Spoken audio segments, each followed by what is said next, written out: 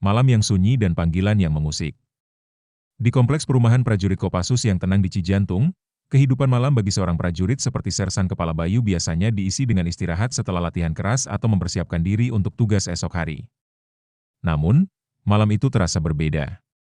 Udara Jakarta yang lembab terasa lebih pekat dari biasanya, dan keheningan di rumahnya tiba-tiba dipecah oleh dering telepon genggam di meja nakas. Nama yang tertera di layar membuatnya bangkit dengan sigap, Komandan Batalion. Panggilan di larut malam seperti ini jarang terjadi, dan firasat Bayu mengatakan ada sesuatu yang penting. Suara tegas komandan di ujung telepon menjelaskan situasinya dengan singkat namun jelas. Pemerintah Indonesia menerima laporan yang mengkhawatirkan tentang sejumlah warga negara yang menjadi korban penipuan dan disekap di Kamboja. Situasinya mendesak dan memerlukan tindakan cepat. Mengingat pengalaman dan keahlian Bayu dalam operasi khusus, ia terpilih untuk menjadi bagian dari tim pendukung yang akan berkoordinasi dengan Kementerian Luar Negeri dan Kedutaan Besar Republik Indonesia di Phnom Penh. Bayu, seorang prajurit dengan dedikasi tinggi dan segudang pengalaman dalam berbagai misi sulit, langsung merasakan tanggung jawab besar di pundaknya. Meskipun terbiasa dengan operasi militer yang penuh risiko, misi kemanusiaan ini memiliki dimensi yang berbeda. Ini bukan tentang pertempuran atau infiltrasi wilayah musuh, melainkan tentang menyelamatkan nyawa dan martabat sesama anak bangsa yang terperangkap di negeri asing. Setelah menerima perintah, Bayu bergerak cepat. Ia menghubungi istrinya, memberikan kabar singkat tentang tugas mendadak yang harus ia emban. Kemudian, dengan cekatan, ia menyiapkan perlengkapan yang mungkin dibutuhkan, pakaian sipil yang tidak mencolok, beberapa peralatan komunikasi sederhana, dan tentu saja, mental yang siap menghadapi segala kemungkinan. Pikirannya sudah mulai menyusun berbagai skenario, menganalisis informasi awal yang samar tentang lokasi dan modus operandi jaringan penipuan tersebut. Di benaknya terlintas wajah-wajah para korban yang tidak dikenalnya, namun ia merasakan ikatan persaudaraan sebagai sesama WNI. Ia membayangkan ketakutan dan keputusasaan yang mungkin mereka alami. Motivasi untuk menjalankan misi ini bukan hanya sekadar perintah atasan, tetapi juga panggilan hati seorang prajurit untuk melindungi negaranya dan warganya, dimanapun mereka berada. Malam yang sunyi itu kini berganti dengan tekad yang membara, siap membawa Bayu terbang menuju negeri Angkor untuk sebuah misi penyelamatan yang penuh tantangan. Terbang di bawah langit yang cemas. Hembusan dingin dari sistem ventilasi pesawat Hercules C-130 tak mampu meredakan ketegangan yang menyelimuti kabin. Di antara deru mesin yang memekakan telinga, Bayu duduk tegak, pandangannya sesekali tertuju pada peta digital Kamboja yang berpendar di layar perangkatnya. Garis-garis jalan yang berkelok, titik-titik kota yang samar, dan siluet garis pantai Sihanoukville yang menyimpan misteri. Semuanya terasa begitu asing namun sekaligus menjadi fokus utama misinya. Di sampingnya, Kapten Risa, seorang perwira intelijen dari satuan lain yang ditugaskan bersamanya, terus memperbarui informasi yang mereka terima melalui perangkat komunikasi satelit.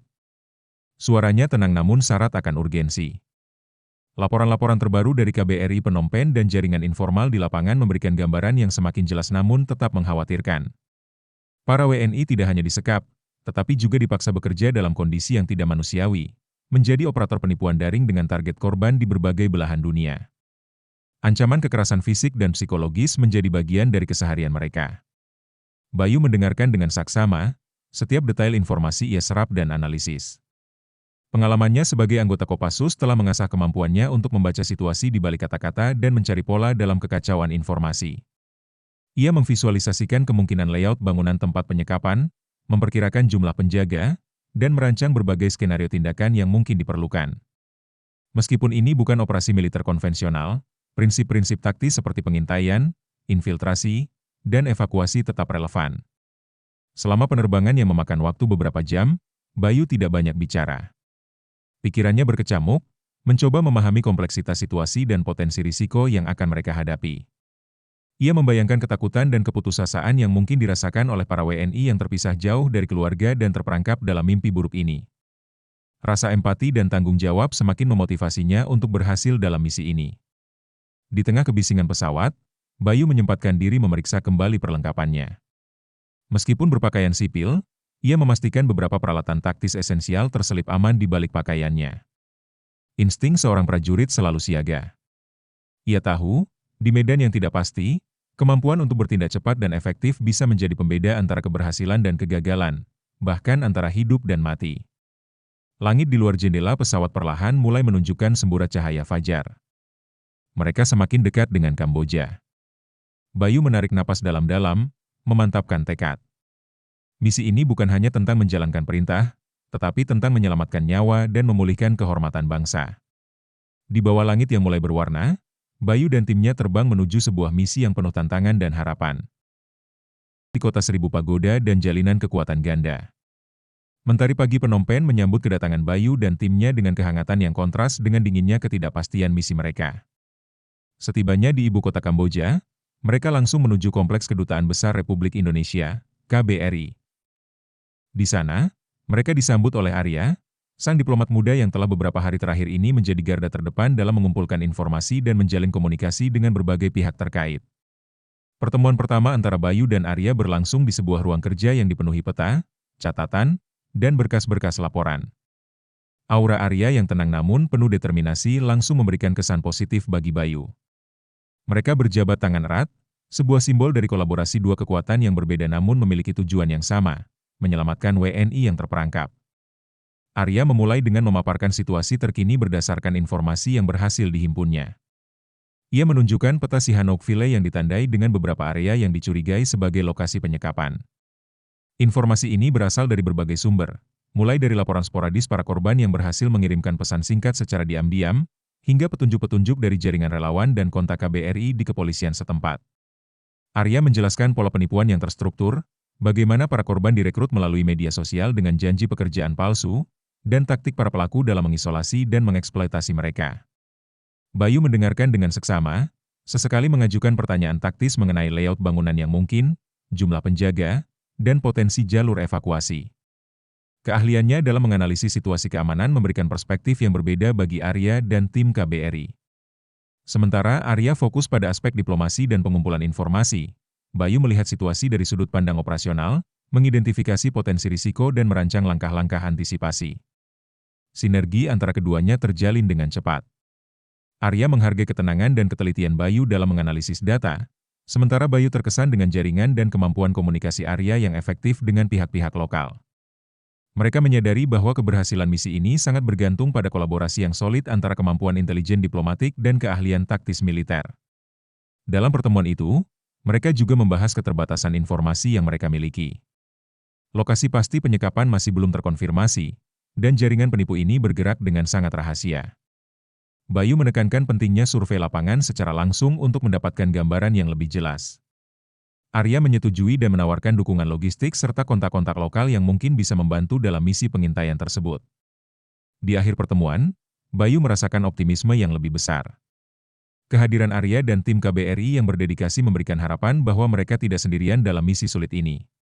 Dua kekuatan yang berbeda, diplomat dan prajurit, kini bersatu padu demi menyelamatkan nyawa sesama anak bangsa di tanah asing. Jalinan kekuatan ganda ini menjadi fondasi penting bagi langkah-langkah penyelamatan selanjutnya. Menyusup dalam bayang-bayang kasino dan janji palsu. Sihanoukville menyambut Bayu dan tim kecilnya dengan gemerlap lampu kasino dan hiruk-pikuk jalanan yang kontras dengan misi senyap yang mereka emban. Kota pesisir yang dulunya tenang ini kini dipenuhi bangunan-bangunan megah yang sebagian besar menjadi sarang aktivitas bisnis daring, termasuk yang ilegal. Di tengah keramaian yang tanpa semu itu, Bayu merasakan aura ketidakpastian dan potensi bahaya yang tersembunyi. Berbekal informasi yang semakin mengerucut pada sebuah kompleks bangunan bertingkat di pinggiran kota, Bayu dan dua anggota tim KBRI yang terlatih dalam pengamatan bergerak dengan hati-hati. Arya telah membantu menyediakan kendaraan sipil yang tidak mencolok dan kontak lokal yang memberikan informasi awal tentang kompleks tersebut. Mereka menyamar sebagai wisatawan biasa, mencoba membaur dengan keramaian sambil mengamati target dari berbagai sudut pandang. Bayu, dengan insting prajuritnya yang tajam, memperhatikan setiap detail. Arsitektur bangunan yang tertutup dan minim jendela, penjagaan yang terlihat meski tidak terlalu mencolok, serta arus keluar masuk kendaraan dan individu yang tampak teratur namun mencurigakan. Ia mencatat posisi kamera pengawas, jumlah personel keamanan yang terlihat, dan memperkirakan kemungkinan adanya penjagaan tambahan di dalam. Malam harinya, Bayu melakukan pengintaian yang lebih mendalam. Dengan keahlian bergerak tanpa suara, ia menyusup ke area sekitar kompleks. Memanfaatkan kegelapan dan keramaian kasino di dekatnya sebagai kamuflase, ia berhasil mendekati bangunan target dari berbagai sisi. Ia mengamati pola patroli penjaga, mengidentifikasi kemungkinan jalur masuk dan keluar yang aman, serta mencari tahu tentang keberadaan jendela atau ventilasi yang bisa menjadi opsi alternatif. Kapten Risa, yang berada di lokasi terpisah, terus berkomunikasi dengan Bayu melalui perangkat komunikasi tersembunyi. Ia memberikan informasi tambahan yang berhasil dihimpun dari sumber-sumber daring dan informan lokal. Informasi tersebut menguatkan dugaan bahwa di dalam bangunan itulah sejumlah WNI disekap dan dipaksa melakukan aktivitas penipuan. Kembali ke tempat persembunyian mereka, Bayu dan tim menganalisis semua informasi yang terkumpul. Mereka membuat sketsa kasar layout bangunan berdasarkan pengamatan langsung dan informasi intelijen. Mereka juga menyusun berbagai rencana tindakan, mulai dari opsi penyergapan langsung hingga pendekatan yang lebih halus jika memungkinkan. Bayu menekankan pentingnya fleksibilitas dan kemampuan untuk beradaptasi dengan cepat terhadap perubahan situasi di lapangan. Ketegangan semakin meningkat. Mereka tahu, di balik dinding bangunan itu, ada nyawa-nyawa yang terancam. Janji pekerjaan impian telah berubah menjadi mimpi buruk yang nyata bagi para WNI. Bayu merasakan tanggung jawab yang semakin besar untuk memastikan misi penyelamatan ini berhasil dan membawa mereka kembali ke tanah air dengan selamat. Malam semakin larut, namun mata Bayu tetap terjaga, pikirannya terus bekerja merancang langkah-langkah selanjutnya dalam bayang-bayang kasino dan janji palsu yang telah menjerat para korban. Malam penghakiman dan dobrakan kebebasan. Malam yang pekat menyelimuti Sihanoukville. Di bawah rembulan sabit yang samar, tim gabungan yang terdiri dari personel KBRI, unit khusus kepolisian Kamboja yang telah berkoordinasi dengan Arya, dan tim pendukung TNI yang dipimpin Bayu bergerak dalam senyap menuju kompleks bangunan yang telah diintai.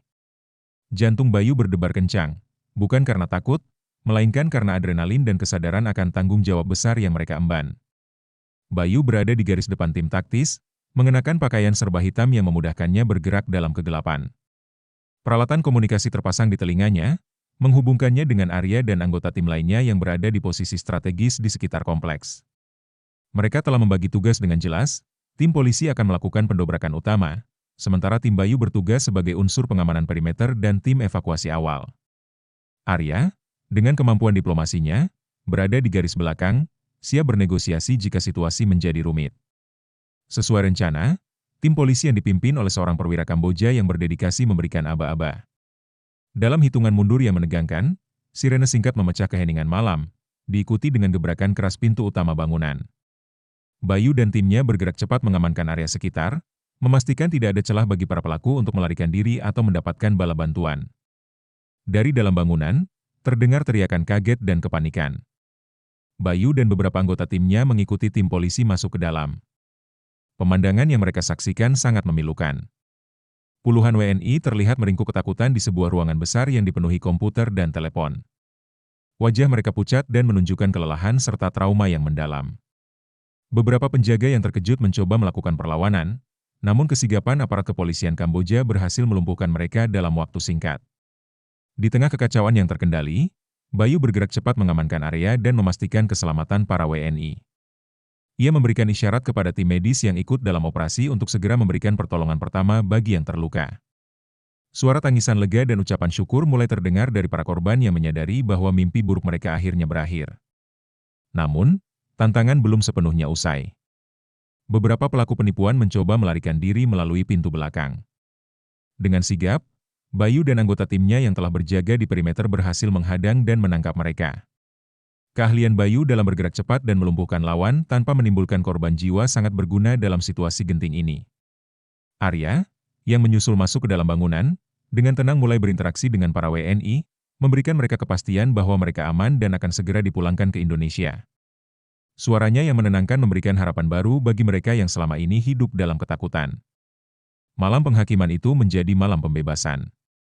Dobrakan pintu bukan hanya mendobrak bangunan fisik, tetapi juga mendobrak rantai ketidakberdayaan yang selama ini mengikat para WNI. Di bawah sorot lampu petugas kepolisian, air mata haru dan senyum lega bercampur menjadi satu, menandakan babak baru dalam hidup mereka. Bayu, dengan rasa syukur yang mendalam, menyaksikan kebebasan yang akhirnya bisa diraih oleh sesama anak bangsa. Misi tahap pertama telah berhasil. Di tempat aman, merajut kembali serpihan diri. Di sebuah pusat penampungan sementara yang disediakan oleh pemerintah Kamboja dengan koordinasi dari KBRI, para WNI korban penyekapan mulai menjalani babak baru dalam hidup mereka.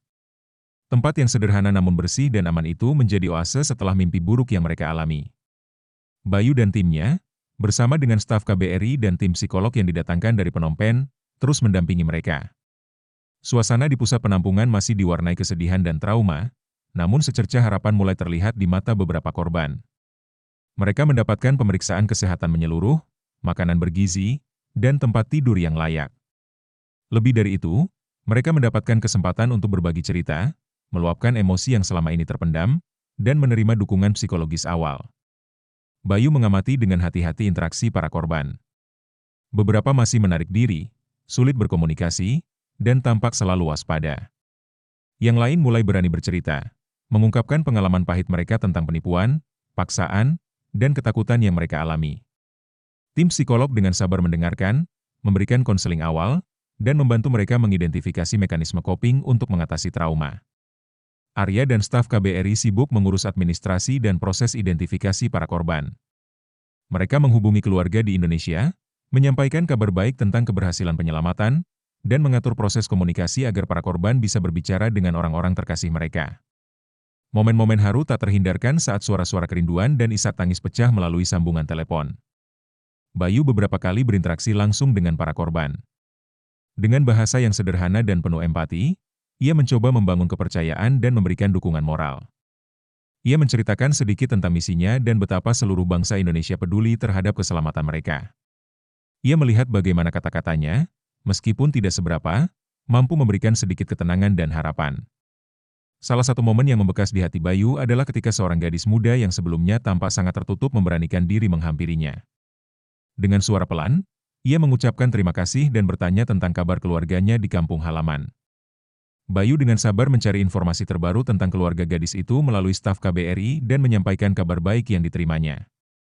Senyum tipis yang terukir di wajah gadis itu menjadi ganjaran tak ternilai bagi Bayu.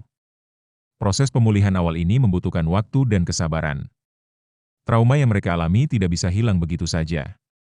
Namun, dengan kehadiran orang-orang yang peduli dan lingkungan yang aman, perlahan-lahan serpihan diri mereka mulai dirajut kembali. Bayu dan timnya terus memberikan dukungan, memastikan para korban merasa aman dan memiliki harapan untuk kembali ke kehidupan normal.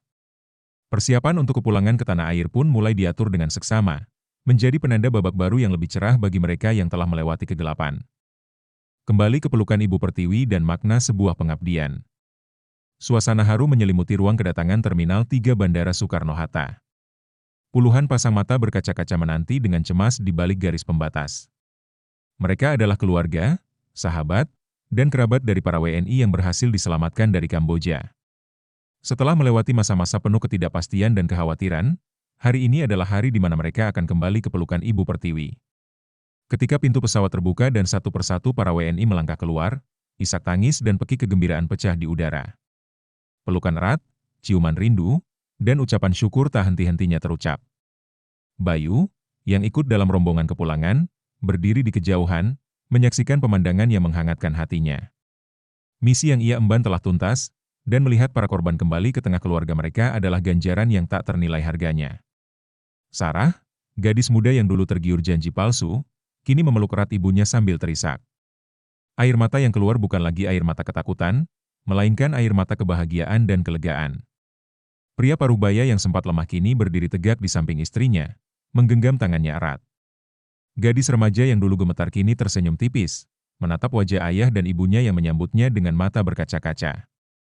Di tengah keramaian, Arya dan staf Kemlu terlihat sibuk memastikan semua proses kedatangan berjalan lancar.